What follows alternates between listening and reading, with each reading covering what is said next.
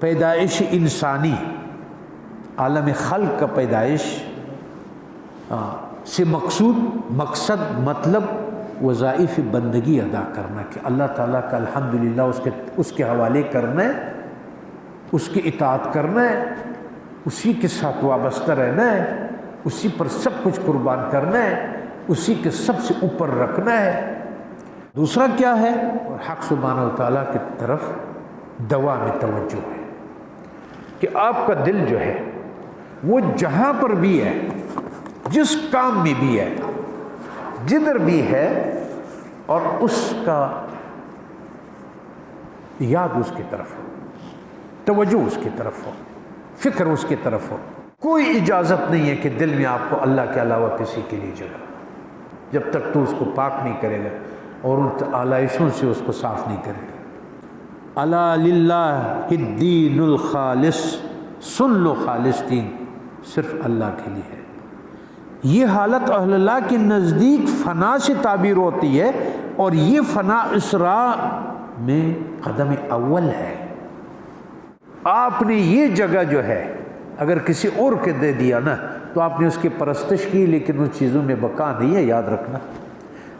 اولاد کی محبت رکھا، جائیداد کی محبت رکھی، پیسوں کی محبت رکھا، جمع کر لیا، اس کو بکسوں میں رکھ دیا، بینکوں میں رکھ دیا، تم نے جو کچھ کر دیا، یاد رکھنا کام نہیں آئے گا۔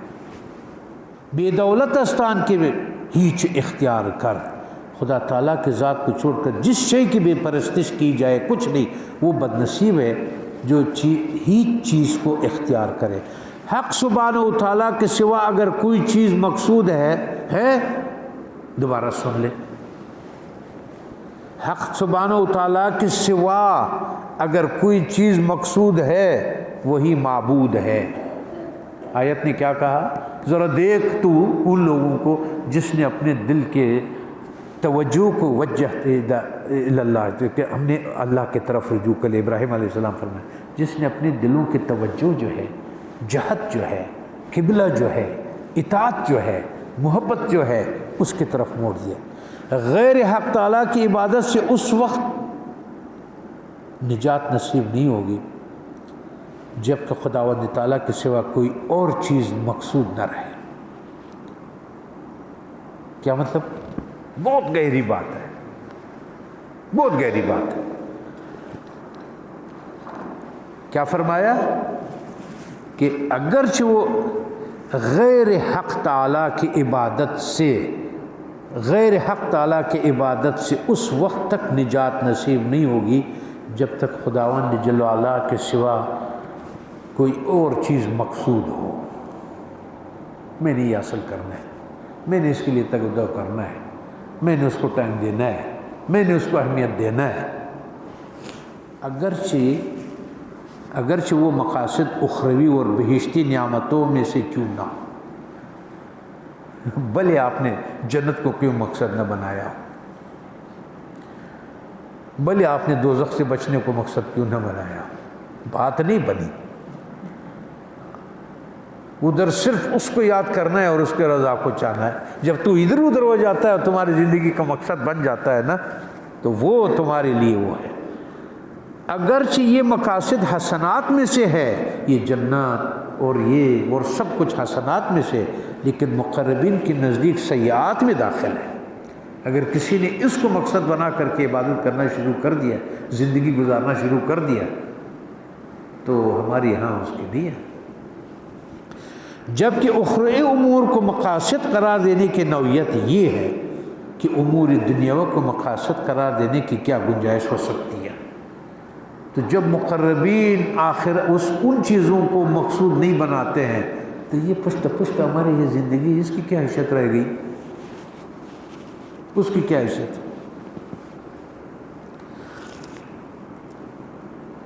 کیونکہ دنیا خدا کو سخت ناپسند ہے، اور جب سے اللہ تعالیٰ نے اسے پیدا کیا ایک بار بھی اس کی طرف نگاہ نہیں فرمائی۔ اتنا اللہ تعالیٰ کو ناپسند ہے یہ دنیا، یہ عالم خلق کا، یہ ہمارا ان کی چیزیں وغیرہ۔ کیوں ناپسند ہے؟ کہ لوگ اس کو مقصد بنا دیتے ہیں، بنایا تو اس نے آپ کو نعمت کی شکل میں دے دیا ہے، خراب تو ہم نے کر دیا، اس کو ناپسند ہم نے کروا دیا، وہ اس لیے کہ وہ ہمیں یہ ہے کہ یہ ہم نے اس کو زندگی کا مقصد الہ ہوا ہو، اس نے اپنے الہ اپنے ہوا کو بنایا۔ اور جب سے اللہ نے اسے پیدا کیا ایک بار بھی اس کی طرف نگاہ نہیں فرمائی، اور اس کی محبت گناہوں کی جڑ ہے، اس لیے فرمایا کہ اس کی محبت اس کی جڑ ہے، اور اس کے چاہنے والے لعنت و رد کی مستحق ہے، جو اس کو چاہتا ہے وہ لعنت اور رد کرنے کے مستحق ہے۔ الدنیا ملعون و ملعون ما فیہا، دنیا بھی ملعون ہے، اور کیا بغیر دنیا ملعون ہے، اور اللہ کے ذکر کے سوا جو کچھ اس میں ہے وہ بھی ملعون ہے۔ ہر چیز ذکر خدائے احسن است، گر شکر خوردن بود جان کندن است۔ تمہارا وہ لمحے جو اس کے ذکر اور دل کو اس کے ساتھ تعلق کے بغیر گزرتا ہے، اگر تم اس وقت چینی بھی کھا رہے ہوتے ہو نا، جان لو کہ تم نے اس کو زہر کھایا ہے۔ اللہ تعالی ہمیں اپنے حبیب پاک سید الاخرین حضرت محمد صلی اللہ علیہ وسلم کے طفیل اس دنیا کی شر اور جو کچھ اس میں ہے اس سے بچائیں۔ توحید، یہ جو ہم کہتے ہیں توحید، اب ہم آ جاتے ہیں ایک بات کے اوپر کہ جب ہم مقصد، ادھر ایک بہت اہم نقطہ ہے، اور میں نے آپ سے کہا نا کہ وہ ہر مقرر یہ سمجھتا ہے کہ یار میں بڑا لوگوں کو در نایاب پیش کر رہا ہوں۔ توحید، اللہ کو ایک ماننا، کبھی اس پہ ہر مسلمان تو متفق ہے کہ اللہ کو ایک ہی مانے گا۔ آج میں آپ کو مجدد صاحب کے اور اس آیت کی روشنی میں ایک وہ راز کھولتا ہوں جو میرے لیے بھی ہے اور آپ کے لیے اور سب کے لیے ہے۔ توحید، توحید دل کو ما سوائے حق سبحانہ و تعالیٰ کے توجہ سے خالی کرنا کا نام ہے۔ توحید اس کو ہے کہ جس نے اپنے دل کو اللہ کے لیے واحد کر دیا، وہ تو ہے واحد، تم منتشر ہو، تم تقسیم ہو۔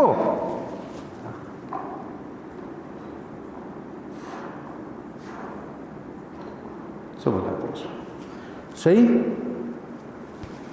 توحید دل، توحید دل کو ما سوائے حق سبحانہ و تعالیٰ کے توجہ سے خالی کرنے کا نام ہے۔ جب تک دل ما سوا کی گرفتاری میں مبتلا ہے، اگرچہ تھوڑی سی گرفتاری کیوں نہ ہو، بندہ ارباب توحید سے نہیں ہو سکتا۔ آپ یہ کہہ دیں یہ چھوٹی سی چیز ہے، ادھر بات اس کے نہیں ہو رہی ہے، تمہارا دل اس میں گرفتار ہو گیا ہے چدا۔